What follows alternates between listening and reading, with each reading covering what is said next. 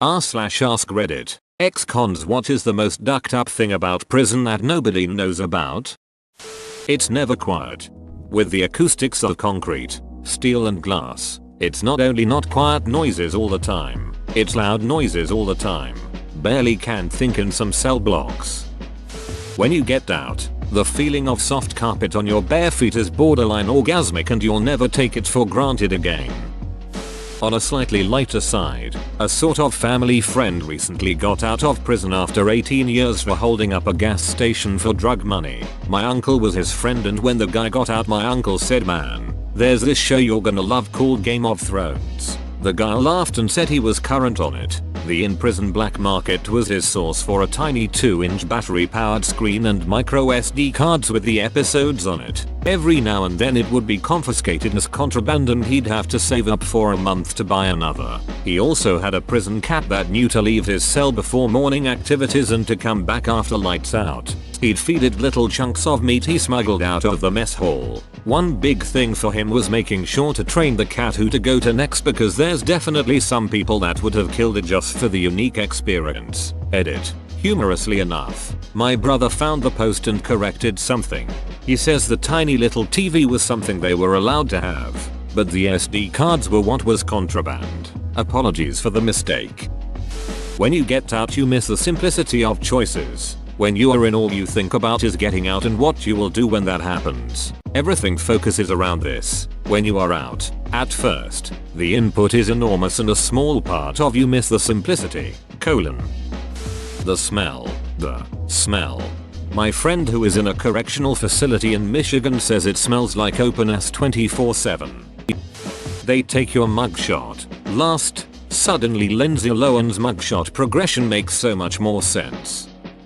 Not a felon, but the wife of one. There are an unbelievable amount of rules that have to be followed, even for visitors. Some of them you can pick the rationale out, but a lot are just rules for the sake of rules. You don't follow, you get punished. The whole point seems to be to try and get you bothered, and remind you that you're powerless. Want to visit your loved one? Show up and wait to be called. You can't stand in this part of the lobby. Everyone on that side of the lobby, behind the blue line. No one goes in unless everyone's behind the line. When you filled out your paperwork, you used a line instead of an X in the checkbox. You have to redo everything, and your paperwork goes to the bottom of the pile. You better have read the 3 pages of dress code rules. If you did something wrong, you don't find out you need to change until you're about to go in.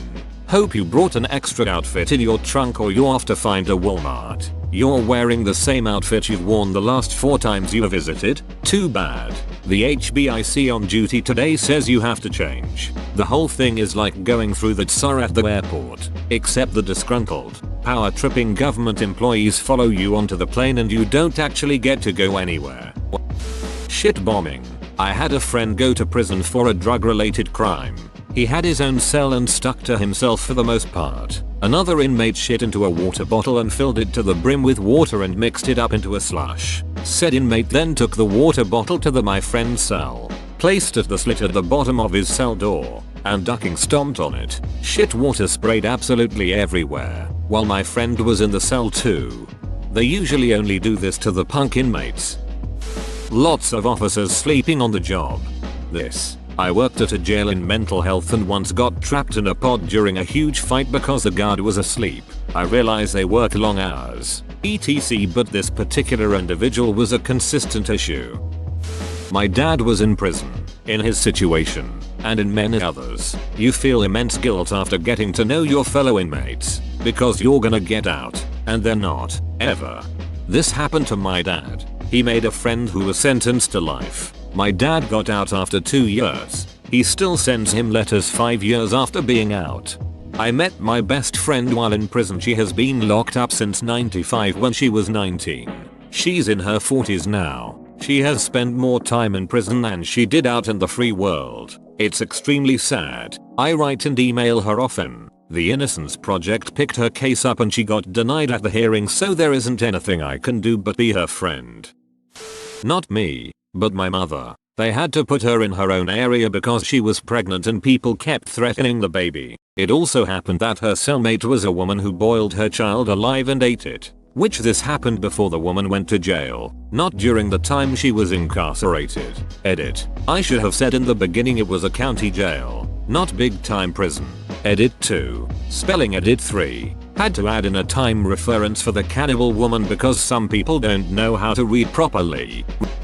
For a non-Western prison in an anonymous country, they keep statistics on inmates, but often report false cause of death. When a prisoner is found tied to a bed beaten to death, he would be checked into hospital for a week before they finally report his death due to natural causes like cardiac arrest or dehydration. Administration staff do not want to get involved in keeping order, so they have a group of prisoners they elect to do it for them. This means this group gets special privileges from administration staff, where they turn a blind eye to abuse for the sake of keeping order. The ruling group gets unlimited power to extort, abuse and otherwise exploit everyone else, as long as they keep violence in the rest of the population down. The official staff keeps a distance and away from harm, but the rest of the prisoners are subject to a ruthless gang. The administration staff only interferes if their elected group does not keep order, which is when they elect a different gang to the role. Administration staff will manipulate rebellious inmates. They will create sympathy between the inmate and themselves and encourage them to stand up for what's right. They say they have a plan to help and continue meeting with these inmates. But any inmate that has repeated meetings with administration staff is seen as a tattletale that reports other inmate offenses. When others find out they meet with administration regularly, they do not last long. This is how the official staff remove people that rebel against the system. Then they report their death as a natural cause. 1 week later, everyone knows to stay out of this business. But sometimes people get trapped. Inmates will accuse other inmates they don't like of being tattletales to get them removed. They have no way out. They cannot go to the administration staff because they keep this system alive, and they cannot communicate with the outside world because all communication is intercepted. Don't get sick. You'll probably die a horrible death. Because they don't give the medication right. My uncle almost died because the prison put him on a non-diabetic diet and messed up his meds. He went into a diabetic coma and then billed my granddad for it. Not exactly a secret, but prisons make $ off commissary. Many PPL think the prison system purposely underfeeds its inmates so they are more compelled to buy off them. $1.50 for 75-cent pastries, ramen packs for $1, prob .33c per, $10 for $1 long johns, etc. Also the insane costs for phone calls. Honestly, there isn't any hidden truth about prison. Everything gets covered in the movies to one degree or another. Some of it's accurate and other parts are blown out of proportion, but the basic idea is displayed. The thing that most members of the public don't get is that it's a soul-crushing and dehumanizing experience that 99% of the time just makes people worse. Our prison systems, in the West, aren't about rehabilitation. They're about punishment and profit. They're about appearing tough on crime, etc. And what do people have to look forward to after they have paid their debt to society? Ongoing discrimination, social isolation, etc. Basic things like getting a job, applying for a rental property, getting utilities connected. There's a good reason why recidivism rates are at 80% or so, depending on how many years it takes to return. Guards can and will withhold medical treatment. When I was in county jail, there was an older woman, vomiting profusely. She couldn't keep water down. Her skin was tensing and she was hallucinating. I explained all this to the guards and that she needed medical treatment immediately. For 2 days she was like that until I transferred out. I have no idea what happened to that woman and I still think about her. This was in Georgia, USA. I dated a girl fresh out and she had some sort of wart on her finger. They gave her the option of nothing or cutting the finger off. The most unlikely people are chess masters. This is like the most true shit I've read on this thread so far, LMAO. Some of those old cats just play chess all day and at deaf shows. Not me. My fiance was in state prison for 2 years when he was 18-20. He worked in the kitchen and said all the meat labeled there was labeled not for human consumption. He told other inmates about it and he got kicked out of his kitchen job and put in the hole for telling people. Everyone was so goddamn friendly. I was mad when I got out and had to deal with real a-holes again. I think it was the fact that we all knew we ducked up, and there wasn't any reason to act different or hid anything. Granted, Minnesota prisons are nowhere near the toughest. Haha. My ex said the same thing. Granted, he's a very large man, but he said that everyone he interacted with was kind and didn't want to be involved in any bullshit. Just a bunch of dudes quietly playing cards, reading, and being bored out of their minds. Former prison librarian here. Dental care. Dentists won't fill your teeth. They will just pull them. No caps. No implants. Race. Prisons are still self-segregating in a lot of ways. When I worked in a prison in WV, one dorm had a black TV, controlled only by black inmates, and a white TV, controlled by only white inmates. On a culture, if you call someone a name or steal from them, the other person must retaliate to save honor. As a result, you will see a lot of black eyes in prison. Postage stamps are a form of currency. Many prisons censor what books come into the institution. At one prison I worked in, The Art of War by Sun Tzu was banned simply because of the title. I assure you that no one in admin had ever read the book.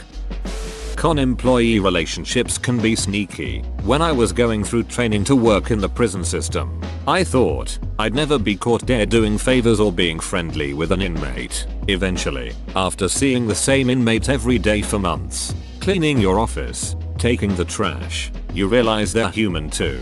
He wears a cross around his neck. He carries a bottle of adobo in his pocket for mealtime.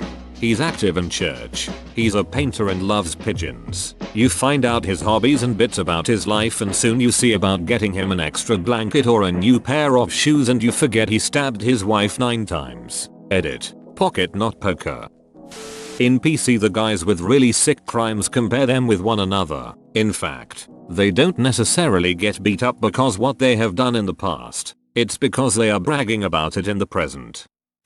My friend's father worked in a prison. He had to quit because some co-workers neglected to give a woman her bipolar medication just so they could see what happens. I don't know if it's much of a secret, but they didn't give some women sanitary products, so the women had to free bleed and they'd get mad when their uniforms got stained. Not a con, but recently learned something. Prisoners have to pay a bill for their incarceration after being released. Sometimes massive amounts of money that they obviously don't have, which just feeds back into the circle of getting arrested again. It didn't used to be a large percent of released people, but of course, like everything, it's gone up in recent years. The COs, the case managers, nor medical gives a duck if you're dying. Put in a sick call. Wait 2 weeks for an appointment with a nurse, not a doctor. They only give you 15 pads a month for a period. The pads are like thin cotton balls with a sheath wrapper and a sticky strip.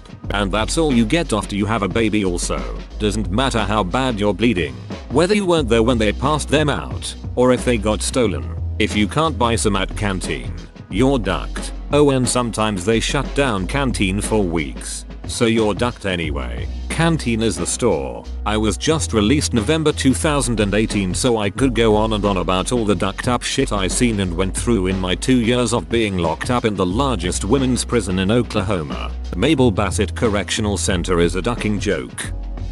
My sister is in prison, and for me it's the access to the black market. Specifically, it's very easy to get hard drugs. Imagine sitting around with nothing to do, hating your situation, fighting depression, and knowing you can just get some cheap heroin. They use money from canteen, relatives, favors, etc. It's also generally accepted that if someone gets in trouble, getting them out of it is just a matter of sending $50 to a random Western Union. Also applies if they want to be moved to a different cell. My husband spent a little time in prison. He's been out now for 6 years. One thing I always found interesting is everything can be currency in prison. And I mean everything. From cigarettes to any extra food from commissary, socks, deodorant. There's an intricate trade system, and anything that's not your basic scrubs or what they give you walking in the door has a value. The most ducked up thing is that the real punishment starts after you get out of prison. Granted, most of the guys in prison have been in and out for years and are lost causes. In prison, they offer you time off to do drug counseling, attend AA or college, or even Latin drumming classes. The point of all this programming is to rehabilitate you for when you come out, but it means shit when you get out. There is no housing or job or family waiting for you at the gates. Just $200 and a warning to check in with your PO 300 miles away in 48 hours. It's no wonder why so many of these men and women end up back in prison. But there are a few who want to get their life together. And it's hard, if not impossible. I made a mistake and it got me 2 years in prison. I am a college grad and was about to finish graduate school and had a nice corporate job. I'm not a druggie and obviously not a gangbanger. I've been out a year and no respectable professional business wants to hire a felon regardless of your qualifications. I get it. When I'm being offered a $60,000 yearly job at multi-billion-dollar corporation, why hire me when they can find hundreds of just as qualified candidates with no record? And housing? They too do background checks. I'm in a bind because I'm in a halfway house that I have to leave in 90 days and not only have to deal with a housing crunch but also with finding a way to get around a background and credit check. My credit was ruined during the 2 years I was out. I should be the guy who makes it after prison and I don't know. I'm 20 days away from being off probation too. I wonder what will happen if I can get back to where I was before all of this mess, and all I know I ain't going back to prison. I thought about just blowing my brains out. The other ducked up part is when people who haven't experienced the real post-prison life lecture you about starting your own business or something. Sure, where am I to get capital and how am I supposed to get those required licenses and insurances that are not allowed to be issued to felons? But then they say can't do the time. Then don't do the crime, which goes against the idea of trying to help the very same people that you don't want to go back and pay for. A neighbor of mine was locked up for murder and released some time before I was born. It's one of those things where everyone knew about it but no one talked about it. I remember him telling me the story of why he was in there and what it was like. Very rarely did. And the most surprising thing in his experience was that the smaller / quieter / weaker / more vulnerable in general were typically left alone. It's only if you acted like a big shot did people want to fight you. Also, picking fights with said smaller / quieter / weaker / more vulnerable ones will instantly get you a non-stop flogging by other inmates until your spirit broke. Me. Reading all the comments. Guess I'm not going to commit any crimes anytime soon. The fact that literally every single aspect of the infrastructure is set up to be for profit, to exploit your family, from arrest quotas, to plea deal quotas, to the corporate run phone system. The prison labor gimmick slave labor used to make products for company profit, not to better the community or help society. Prison is a business, a corrupt, criminal, awful business run by politicians and special interests that are more evil than the inmates. Not an ex-con, but former prison librarian. Inmates are not allowed to have intimate relations, including with themselves. They can get infractions for being caught masturbating. When they call you for court, they wake you up at 2 AM and put you in a holding tank for another 6-8 hours. Shackle you up and take you to court to another holding tank waiting for your court time. After that, pretty much the same process. You'll be back in your cell around 5-6 PM. You never wake up feeling safe, ever. There is so much hanging over your head that you may not be in control of that. The stress level is through the roof. How shitty the toilets can be, especially when you have to share a cell or pod, and they basically have to listen to you shit in the middle of the night. Whoa, you made it to the end? You're a ducking beast. I'll cut you a deal. Smash like and subscribe for more curated content, bruh. It's free and that's a great price.